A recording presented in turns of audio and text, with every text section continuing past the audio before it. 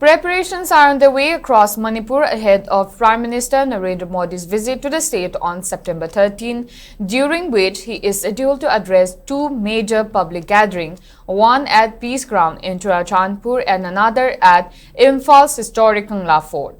Officials confirmed that a grand stage is under construction at Kangla Fort with arrangements to accommodate over 15,000 people.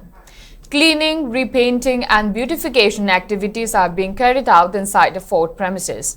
More than 100 workers are currently engaged at the site where security has been tightened with round-the-clock checks, metal detectors and frisking at all entry points. The helipad adjacent to the stage has also been renovated while the iconic Kangla Shah area has been declared off limits. The 7-kilometer stretch from Imphal airport to Kangla Fort is being spruced up with road medians repainted and trees trimmed. Imphal International Airport has issued fresh travel advisory urging passengers to reach well in advance due to heightened security measures and restricted access points.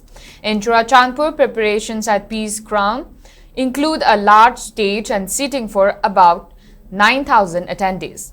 The venue has been declared no drone zone with multiple layers of security in place.